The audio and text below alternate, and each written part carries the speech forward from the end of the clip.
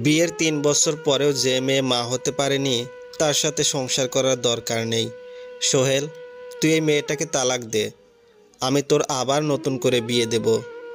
শাশুড়ি মুখে এমন কথা শুনে মালিহা বিস্ফোরিত নয়নে তাকালো। মা হতে পারেনি জন্য তাকে কিনা এত বড় শাস্তি পেতে হবে। মালিহা উদাস নয়নে তার স্বামী সোহেলের দিকে তাকায়। সোহেল আজ তার হয়ে কিছু বলছে না। মালিহা অবাক হলো না একটুও। যেখানে তার শাশুড়ি একজন নারী হয়ে আরেকজন নারীর কষ্ট বুঝল না, সেখানে সোহেলের আর কি দোষ। মালিহা তাই আজ সোহেলকে কিছু না বলে নিজের শাশুড়ি সিতারা বেগমকে বলল, আপনি নিজেও তো একজন মেয়ে মা, তাহলে আপনি কি করে আর একটা মেয়ের দুর্বল জায়গায় আঘাত করছেন? এটা ঠিক, আমি এখনো মা হতে পারিনি, কিন্তু এখানে তো আমার কোনো দোষ নেই। সিতারা বেগম হার মানার পাত্রী নন, তাই তিনি বললেন, আমাকে কিছু শেখাতে এসো না, দোষ তোমারই, তুমি একটা বন্দা। মালিয়া মলিন হেসে বলল, সমস্যা তো আপনার ছেলেরও হতে পারে, কিন্তু আপনি সেটা দেখবেন না, কারণ সমাজে নারীদেরকেই সব কিছুর দোষ দেওয়া হয়। এখানে অবাক হওয়ারও কিছু নেই। আপনি একজন পুরুষের গায়ে কাদা ছিটালে অন্য পুরুষেরা তাকে আগলে নেবে, কিন্তু একজন নারীকে তো আরেকজন নারী ছোট করে। তাই যুগে যুগে মেয়েরা এভাবে অবহেলিত হয়ে আসছে, কারণ মেয়েরাই যে মেয়েদের সব থেকে বড় শত্রু। সিতারা বেগম যেন এসব কথা শুনেও শোনেন না, নিজের মতো বিড়বিড় করতে থাকেন। মালিহা এবার মোক্ষম আঘাতটাই হানল। নিজের ননদের প্রসঙ্গ টেনে বলল, আপনার মেয়ের তো 1 বছর হলো বিয়ে হওয়ার, সৃষ্টিকর্তা না করুক সেও যদি আমার মতো সন্তান জন্ম দিতে না পারে, তাহলে কি আপনি তার স্বামীকে গিয়ে বলবেন তাকে ডিভোর্স দিতে? সিতারা বেগম এবার গর্জে ওঠেন, আমার মেয়ের সাথে নিজের তুলনা করিও না। আচ্ছা বেশ, না করলাম, কিন্তু আপনি মনে রাখবেন, এই পৃথিবীতে আপনি কারোর সাথে অন্যায় করলে সেটা সুদে আসলে ফেরতও পাবেন। আজ একজন মেয়ে হয়েও আপনি আমার কষ্টটা বুঝছেন না। একদিন যখন আপনার কাছে এমন কষ্ট ফিরে আসবে, তখন বুঝবেন। এক নাগাড়ে কথাগুলো বলে নিজের কক্ষের দিকে এগোলো মালিহা। সিতারা বেগম নিজের ছেলে সোহেলকে চিৎকার করে বলল, তোর বউ আমাকে এত অপমান করলো আর তুই চুপ করে দেখলি, আমার হয়ে কোনো কথা বললি না। বন্দা মেয়ে মানুষের মুখে এত কথা মানায় না।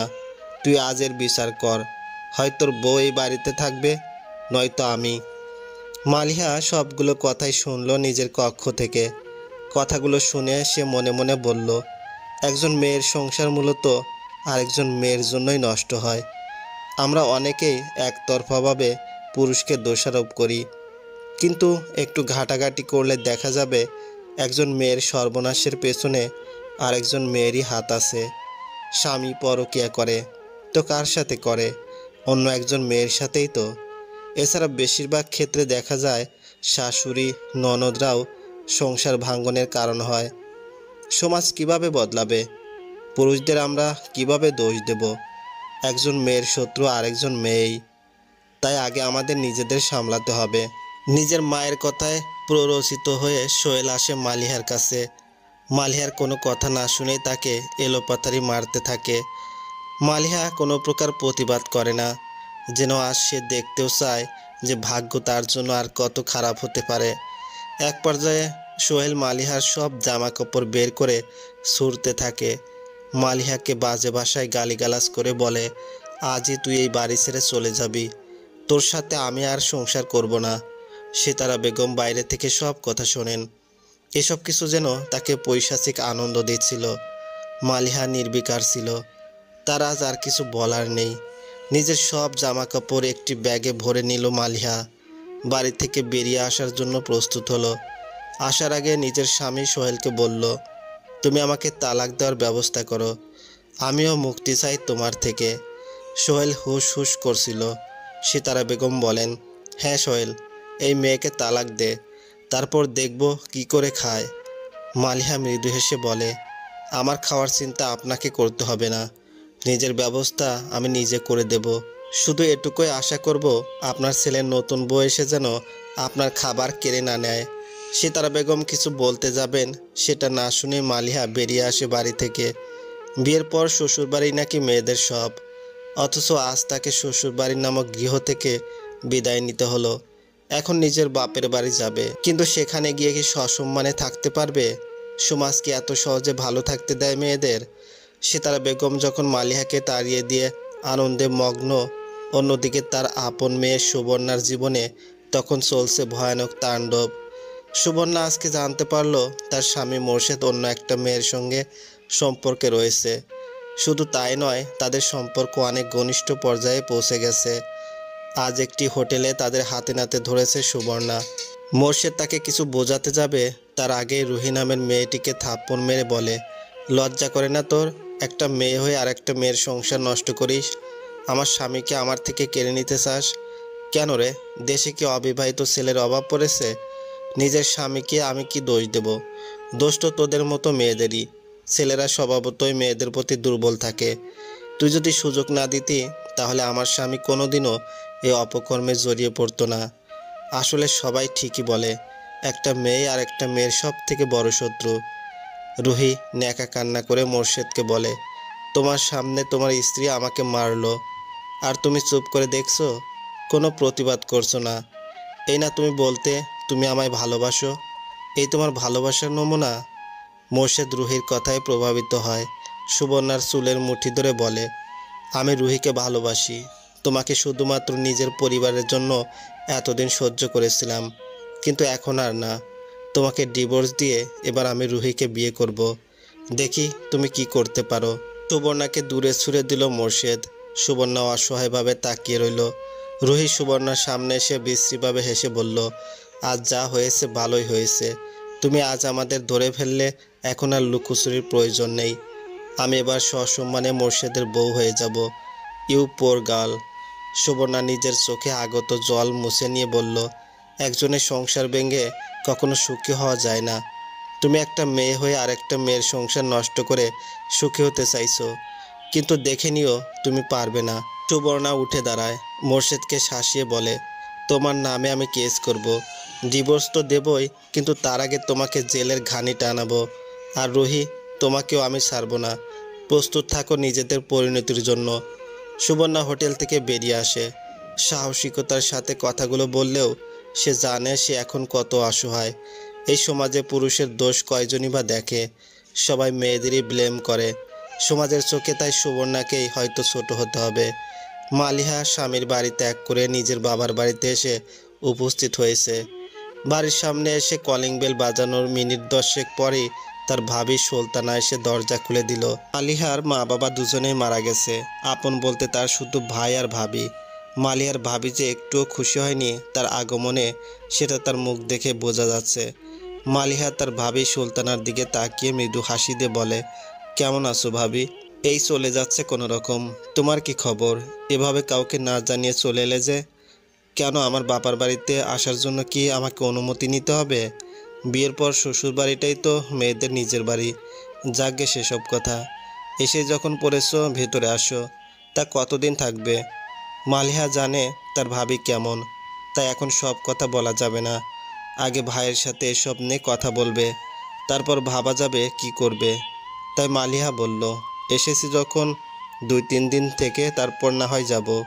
সুলতানা আর কথা না বাড়িয়ে রান্নাঘরে চলে গেল। কিছুক্ষণ বাদে একটি ছোট বাচ্চা এসে মালিহার কোল দখল করে নিল। সে আর কেউ নয়, মালিহার ভাইয়ের ছেলে টুবাই। মালিহা টুবাইকে কোলে নিয়ে অনেক আদর করছিল।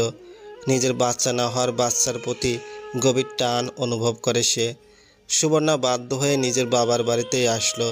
সিতারা বেগম সুবর্ণাকে দেখে অনেক খুশি হলেন।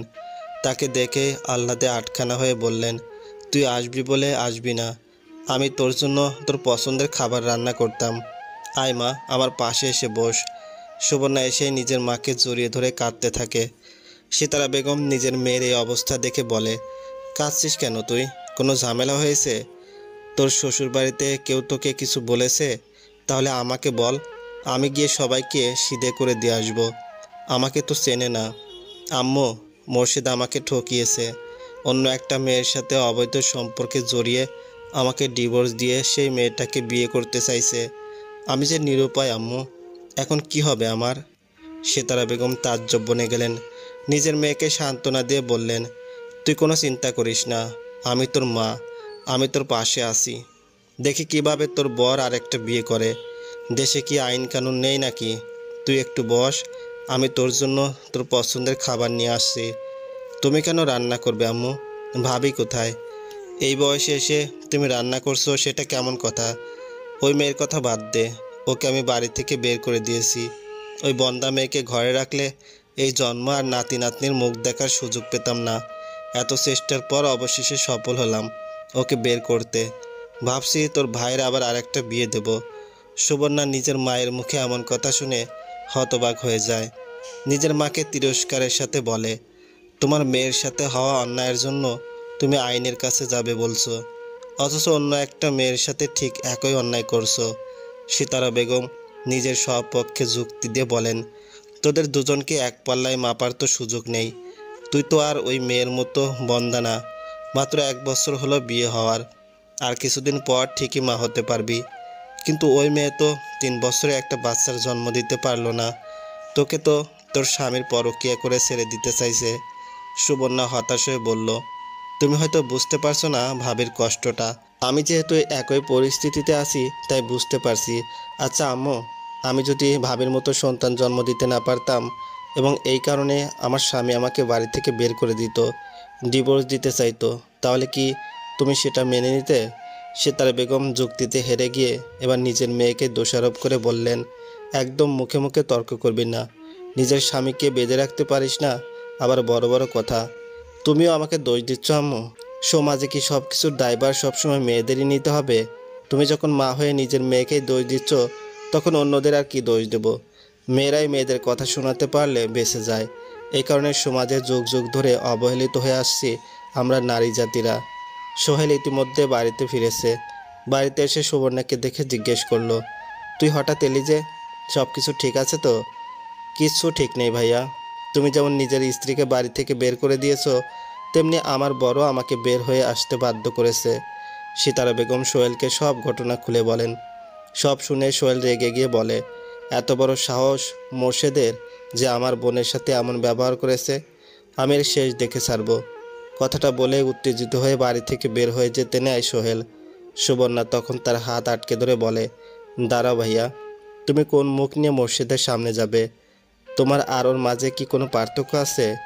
নিজে অন্যায় করে তুমি আরেকজনের অন্যায়ের প্রতিবাদ করতে গেলে তো সে উল্টো তোমাকে প্রশ্ন করবে যে আপনি নিজে কি করেছেন সেটা আগে দেখুন। তাই আমি বলছি, আমার হয়ে পরে প্রতিবাদ করতে যেও, আগে ভাবিকে সসম্মানে বাড়িতে ফিরিয়ে আনো। সুবর্ণার কথায় দমে যায় সোহেল। এই প্রথম সে একটু অনুশোচনা বোধ করে। তার মনে হতে থাকে নিজের বোনের প্রতি হওয়া অন্যায়ের জন্য সে এত রেগে যাচ্ছে। ইচ্ছে করেছে মোর্শেদকে মাটিতে পুঁতে ফেলতে, অথচ সে নিজেও কারো বোন, কারো মেয়ের সাথে একই ধরনের অন্যায় করেছে। তাদেরও তো একই রকম অনুভূতি হতে পারে। সিতারা বেগম তেতে উঠে বললেন, তুই কথায় কথায় ওই বন্দামের প্রসঙ্গ টানছিস কেন? আগে নিজের চিন্তা কর, নিজের আখের গোছা। আমি স্বার্থপর হতে পারবো না আম্মু। আমার তো এখন মনে হচ্ছে আমার সাথে যা হয়েছে তা তোমাদের করা অন্যায়ের ফল। তাই আমি চাই আগে ভাবিকে ভাইয়া এই বাড়িতে ফিরিয়ে আনবে, তারপর আমার সমস্যার প্রতিকার করবে। সিতারা বেগম কড়াভাবে বলেন, ওই মেয়েকে আমি আর কিছুতে এই বাড়িতে ফিরতে দেব না। এটাই আমার শেষ কথা। কেন একজন মেয়ে হয়ে আরেকজন মেয়ের সংসার নষ্ট করছো আম্মু? আমি তো তোমার আর ওই রুহি নামের মেয়েটার মধ্যে কোনো পার্থক্য খুঁজে পাচ্ছি না। রুহি যেমন আমার সংসার নষ্ট করেছে, তুমিও তেমন ভাইয়া ভাবির সংসার নষ্ট করছো। মেয়েরা কেন এভাবে মেয়েদের শত্রু হয় বলো তো আম্মু? আজ যদি রুহি আমাদের মাঝে না আসতো, কিংবা তুমি ভাইয়াকে এভাবে না বলতে, তাহলে তো আমাদের সংসার নষ্ট হতো না। তাহলে বলো তো, একটা মেয়ের সর্বনাশের পিছনে কার হাত আছে? সুবর্ণার এমন যুক্তির সাথে আর পেরে ওঠেন না সিতারা বেগম, তাই নিজের কক্ষের দিকে পা বাড়ান। সোহেল বাড়ি থেকে বের হয়ে যাচ্ছিল। সুবর্ণা জিজ্ঞেস করে, কোথায় যাচ্ছ তুমি ভাইয়া? আমি নিজের ভুলটা বুঝতে পেরেছি বোন, তাই এখন আমি যাচ্ছি মালিহাকে ফেরত আনতে। মালিহাকে নিতে এসেছে সোহেল। মালিহার তা নিয়ে কোনো ভাবাবেগ নেই, সে নিজের মতো বসে আছে।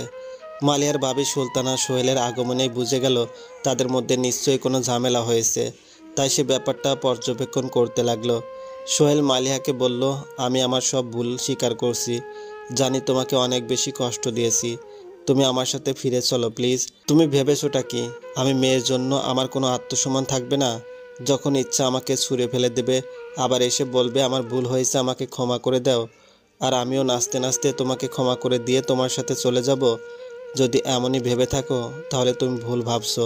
আমার কাছে আমার আত্মসম্মানটাই সবার আগে। তুমি যেভাবে আমাকে অপমান করে চলে আসতে বলেছো, তারপর আমি আর ফিরবো না। সোহেল ভীষণ রেগে যায় মালিহার এমন কথায়, তার মানে লাগে কথাটা। তাই সোহেল বলে, ভেবেছিলাম তোমাকে একবার সুযোগ দেব, কিন্তু না, তুমি তো কোনো কথা শোনার মেয়ে নও। ঠিক আছে, তুমি থাকো তোমার আত্মসম্মান নিয়ে, আমিও দেখব কতদিন টিকে থাকে তোমার এই আত্মসম্মান। দুদিন পর যখন বাপের বাড়ি থেকে তাড়িয়ে দেবে তখন বুঝতে পারবে। মালিয়া খুব জোরে হাসতে হাসতে বলে, আমার কথা আপনাকে ভাবতে হবে না মিস্টার সোহেল। আপনার মতো কাপুরুষের সাথে আমি সংসার করতে চাই না, যে শুধুমাত্র সন্তান জন্ম না হয় তার স্ত্রীকে বাড়ি থেকে বের করে দেয় কোনো বাদ বিচার ছাড়াই। আচ্ছা, সমস্যাটি কি আমার? আপনার কি সমস্যা হতে পারে না? হতে পারে, কিন্তু আপনি সেটা মানবেন না, কারণ আপনার পুরুষত্বের আঘাত হানবে সেটা। যাই হোক, আমি আর কথা বাড়াতে চাই না। যত তাড়াতাড়ি সম্ভব আপনি আমাকে ডিভোর্স দেওয়ার ব্যবস্থা করুন।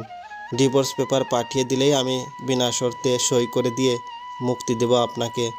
সোহেল এই পর্যায়ে রেগে গিয়ে বলে, আইনিভাবে তোমাকে ডিভোর্স তো দেবই, তার আগে আমি তালাক দিয়ে দিচ্ছি। যাও, আজ থেকে তুমি মুক্ত।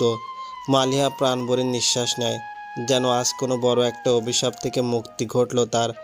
সুবর্ণা আজ সকাল থেকে 2বার বমি করেছে। এর কারণ কি সেটাই উপলব্ধি করার চেষ্টা করছে। সুবর্ণার মনে সন্দেহ হতেই সে চলে যায় প্রেগন্যান্সি কিট কিনতে।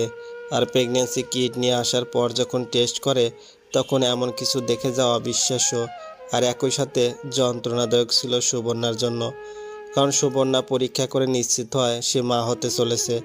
তার মধ্যে বেড়ে উঠেছে আরও একটি নিষ্পাপ প্রাণ। সুবর্ণা প্রথম দিকে ভেঙে পড়ে, তবে সহসায় নিজেকে দৃঢ় করে তোলে। সুবর্ণা মনে করে এখন কিছুতেই ভেঙে পড়লে আমার চলবে না। এই সময় নিজের অনাগত সন্তানের জন্য হলেও আমাকে শক্ত হতে হবে। জানি আমার এই জীবনে সহজে কিছু হবে না, সামনে অনেক বেশি অসুবিধার মধ্যে দিয়ে যেতে হবে। এই সমাজ আমাকে ভালো থাকতে দেবে না, কিন্তু আমাকে সবার সাথেই লড়াই করতে হবে। সুবর্ণা তার মায়ের কাছে যায়। সিতারা বেগম রান্না করছিলেন। সুবর্ণাকে দেখা মাত্রই মুখ অন্ধকার করে নেন।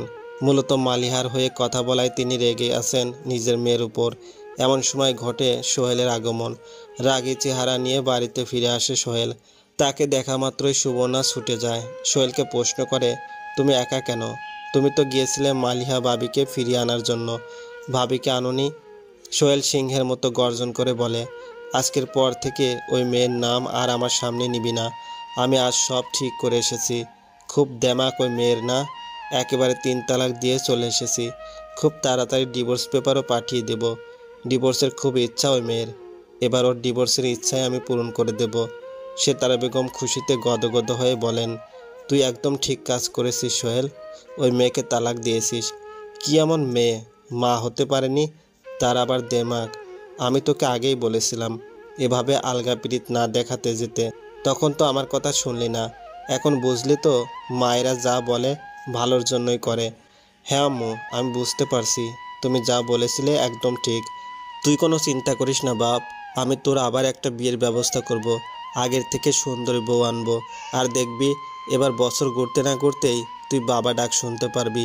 সুবর্ণা খুবই অবাক হয় নিজের মা ভাইয়ের এহেন কথোপকথন শুনে। তার প্রতিবাদী সত্তা হঠাৎ করে জেগে ওঠে।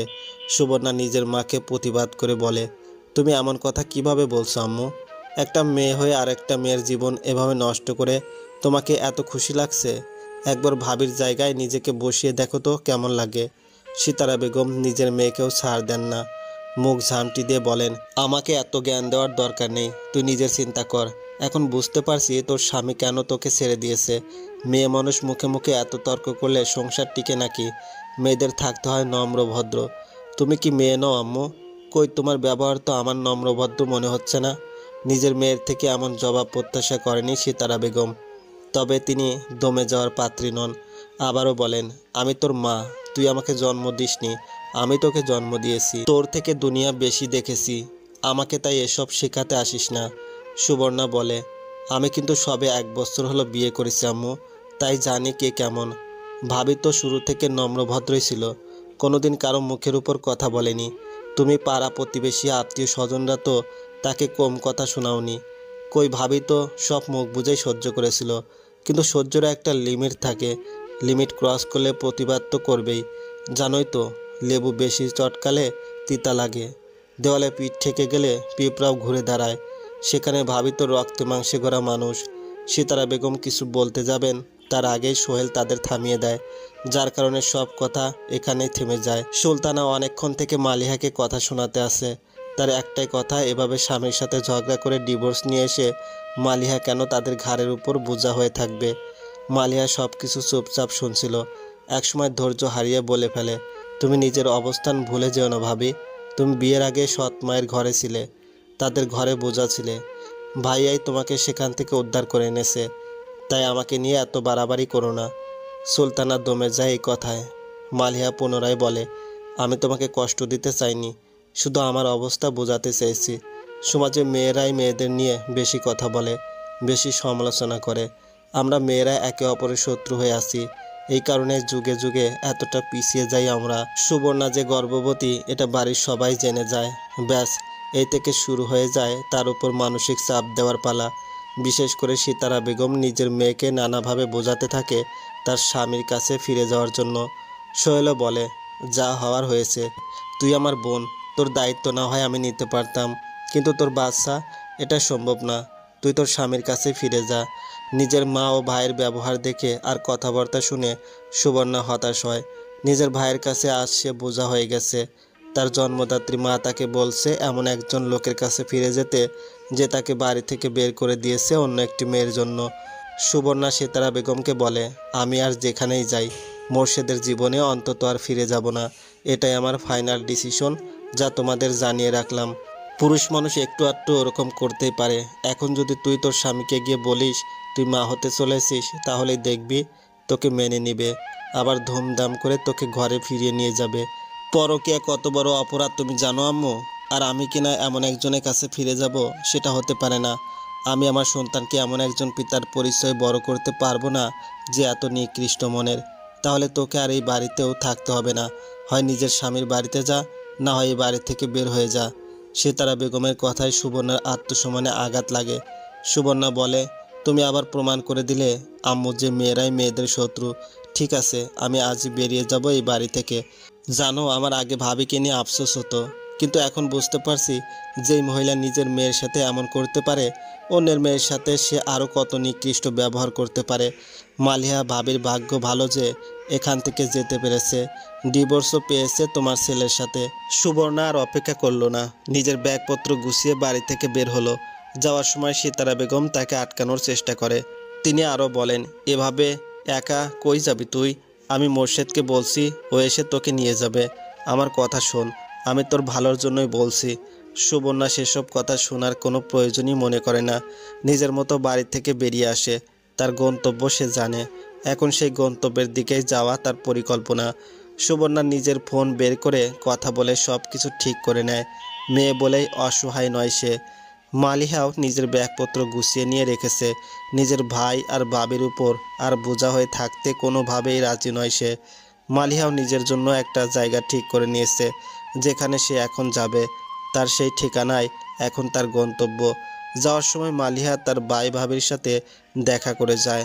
মালিহার ভাই তার যাওয়া নিয়ে আপত্তি করলেও মালিহা নিজের সিদ্ধান্তে অনড় থাকে, যার ফলে আর কিছু বলারই থাকে না। এখানে সব কিছু শেষ হয়ে যায়। বাপের বাড়ি ত্যাগ করে মালিহা এখন তার গন্তব্য মেয়েবেলা নামক একটি নারী আশ্রমে, যেখানে অসহায় মেয়েদের আশ্রয় দেওয়া হয় এবং তাদের স্বাবলম্বী তৈরি করে দেওয়া হয়।